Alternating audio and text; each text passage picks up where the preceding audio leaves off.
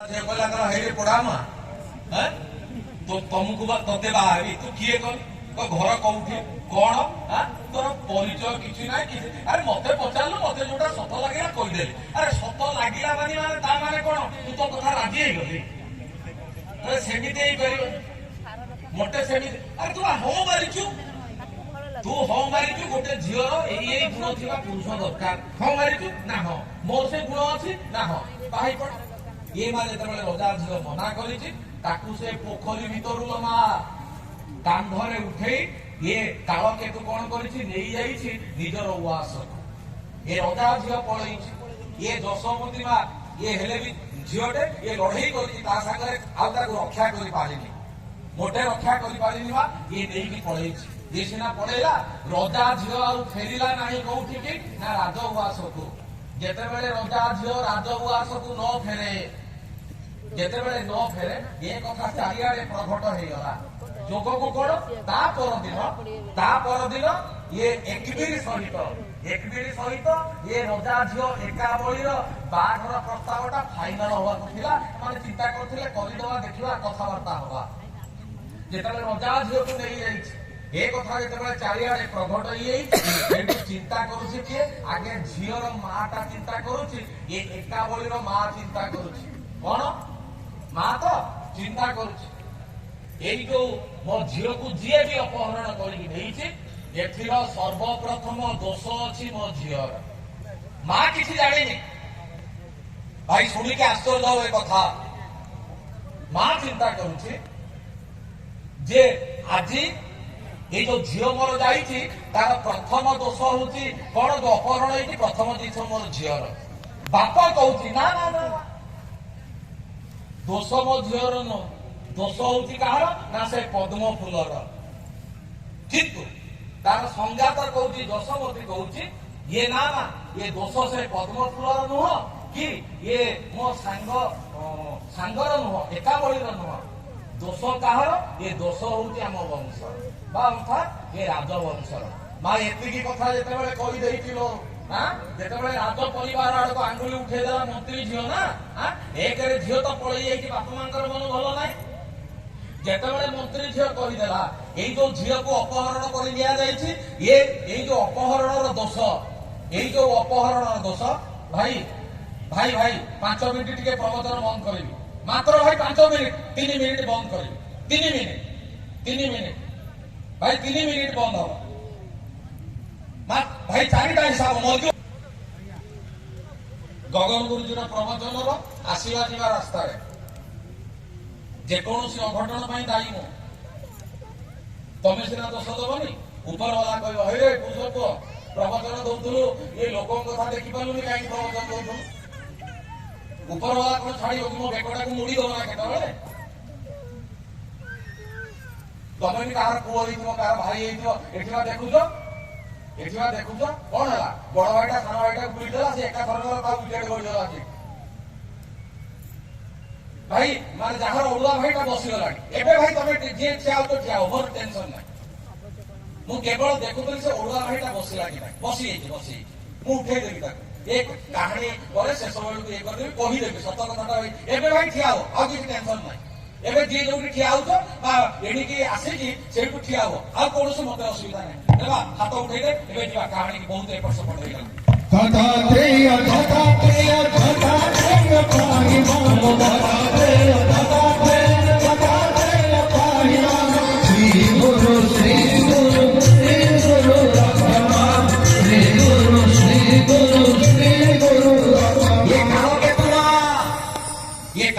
कौन कर उठे नहीं क्या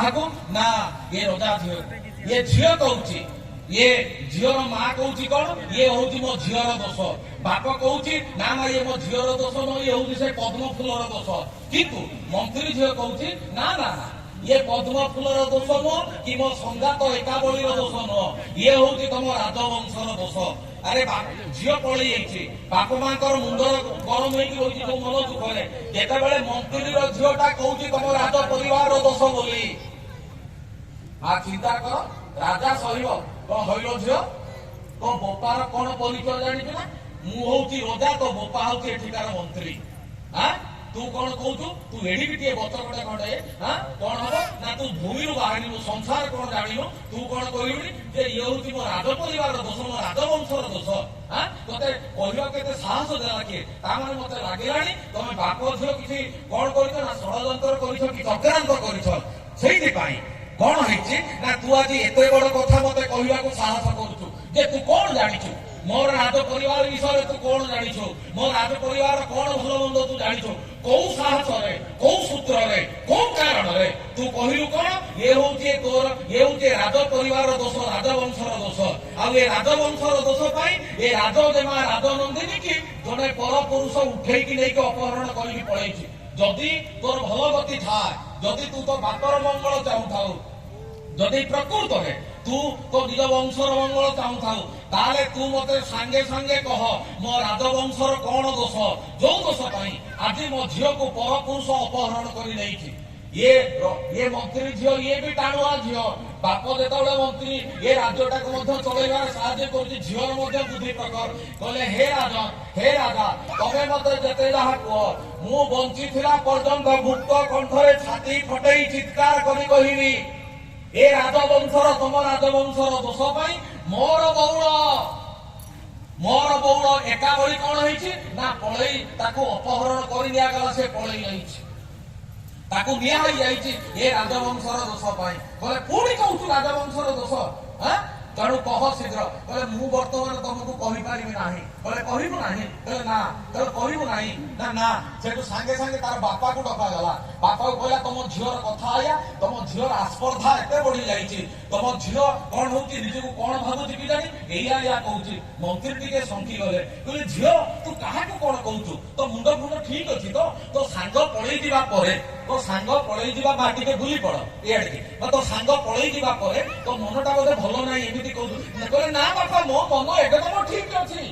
मो मुंड पूरा ठीक अछि मु पूरा संपूर्ण सुस्थ मुंड रे कहउछि बापा ए राज परिवार दोष पाई मोर बौड़ मो प्राणर संघात मोर मित कु ये पद्म पोखरी पर पुरुषटा बलपूर्वक जबरदस्ती उठे नहीं जाइछि ये मंत्री मध्य टिके पछेई गले चिंता करूछनी भाई कहले कौन ए कथा कहले तू सत कहू कहले बाबा मु सत कहूछि कहले कौन से दोष कहले तमु की भी कहबी समय आसिले कहबी राजा आहुरी रागी गले कहले मला समय आसिले कहबो हां मु राजा हां तू मते कहू समय आसिले कहबो देख तो समयटा को मु काढी दउछि करिकि ता बेकोटा केमिति धइले पटुआळटा के नेई जा हाथ गोड़ बांधी दे कि फोपाड़ी दे कोठी कि ना जेल रे फोपाड़ी दे अंधार कोठरे पकाई दे झियो सेठी समय को देखुथबो समय गडुथबो कहउथबो एटा राज परिवार दोष कहि कि राग तम रे पळैले सैन्य सामंत को पठैले कोन ना खोजिया पाई निजर झियो मा एठी तुमको पदुटिए कहिबिलो जेहेतु घर संसार करिछ भाई तुम जेहेतु घर संसार करिछ ऊपरे पड़ी कहार घर परिवार वर्तमान समय जोड़वा को जाना जदि जीव कौन हम ना सबू माड़ तुम ऊपर पड़ो ये से समय कथा थिला से एमती किंतु कौन है ना ए मंत्री झील को नहीं फोपाड़ी दिगला कौटी ना अंधार कोठरी रे मंत्री झील रही अंधार कोठरी रे बुझीला चारिआडे प्रघट कौन ना एका बड़ी की कौन गोटे पर पुरुष पद्म पोखरी उठे नहीं जाइए ए कथा ये जो रजा पुओ एकमिर कान भी पड़ी जिते पड़ी से माँ बापा कहते बाबा कौन गोटे एमती शुणा गला कहले हाँ कहले बाबा ताले कौन करिवे हमर तो निष्पत्ति नहीं बाघर करने को आम जा कथबार्ता हवा से गोटे प्रकार राजी थे कौन करवा ये पुओ कहूँ हाँ तमें बाबा माँ तमें दी जन जहाँ चिंता कर ठीक अच्छे ये कहते तमें जहाँ चिंता कर ठीक अच्छे माँ कहूँ पुओर माँ माँ आगे झीर माँ कौन कही दोष हूँ मो झीर बाप कही दोष हूँ पद्म फूलर आउ से संगात कही दोष हूँ राजवंशर वंशर दोष माँ बुझीगला एपटे ये परिवार कौन है जिते ए कथा शुणा जाऊँ पुओ जो बाप माँ ऊपर छाड़ी देती से माँ कहूँ जे कौन ना से झील को मु निश्चित बहु करी आनिबी किंतु राजा हरिवर्मा कहते बोले से झील जदि ए घर को बहु ही आसब मु ए घर छाड़ी पड़े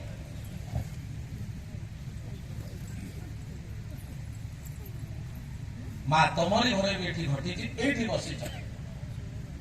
ये बसीच तमें बाहर तम घर को शशुर घर को आसला तम घर जड़े से रागी घर छाड़ी पलैला ये बस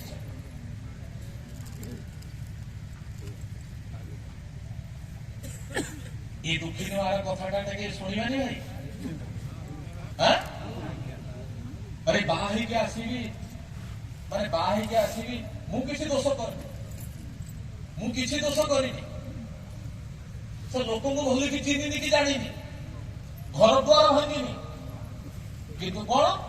ये संसार सारा डिंगिरा पिटा गला जे माने कौन ये बाहर के आसबार आउ जने घर छाड़ी गला ठीक है शुणीदवा कथाटा भाई जब हाँ मार शुणा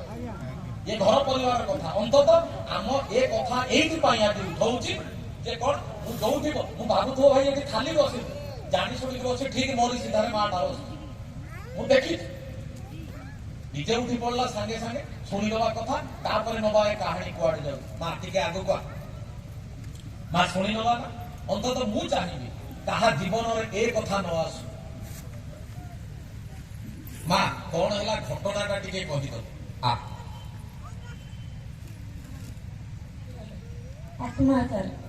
तारको शाशुघर हल्लाटा करे मुंडे निंदा देले तारको बापा देखी मत घिति घिति आसते तारको झुआ को शिखे पठे देले मते कुह मां ये बाही के आसिला शुणुच कथा कुनी कुनी छुआ दीटा स्वामी आत्महत्या करी मरिगल जोठी आत्महत्या है मरण होउछि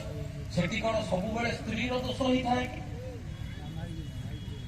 आम तो अनेक घर संसार कर परिवार कर माँ को दोष दे गर्भर जन्म होता झील को गतकाली भाई कही जे जो पुओ माने जो चारिटा जिनिस को अंतत निहाती जगवा दरकार तेणु ये माँ गर्भर जन्म होता बढ़ला झीलटा को शिखे माँ को दोष दे माँ सहित शत्रुभाव सृष्टि करे घर विदा करदेवाटा कौ लक्षण कौन है माँ क्षति कर घर पड़ जाए आम को मारिया को चेष्टा करते मो झील को मारिया को चेष्टा करते ये हूँ घर परिवार कहानी स्वामी को हर ए माँ ये पर्यंत जानी पारिनी ता जीवन रे ए कथा काहीकि घटिला जानी आज सीना कही भी जानिबो किंतु किए फेरई दबो तार स्वामी को किए फेरई दबो से तैयारी करथिबा घर को जो घर को जाली पड़ी के पांच कर देले किए निभेई दबो तार दुख जंत्रणा आमे आज निश्चित भाव जानिबा अंतत मु मनुष्य हिसाब रे जो मोर माँ भौणी मैंने तुम मैंने बसीच अंतत ठाकुर को एति डाक किसी तो कथा बतईबी अंतत एति डाक तुम मान जीवन में ये माँ भली दुख जंत्रणा न आस जड़े केमिति सहिब ये कथा स्वामी मर पिला को माड़ हम घर जाली दि माँ बसी था बाकी जी जीवन बंचीचु आज पर्यंत संघर्ष कर बंचीचु आउ शेष पर्यंत संघर्ष कर बंची तथापि करूता धरछि मोर जगा कालिया को धरछि ना कालिया को धरछि एते मोर ये मोर किछ नै मो छुआ मानस हबा दरकार आज सत्य बोले नै के मोर मा के ना चेष्टा करिया ये घर परिवार कथा ये स्त्री लोक तार छुआ जदि मनीष कौन बाटर हो गले भाई काली जमी तुम मैंने सहयोग कर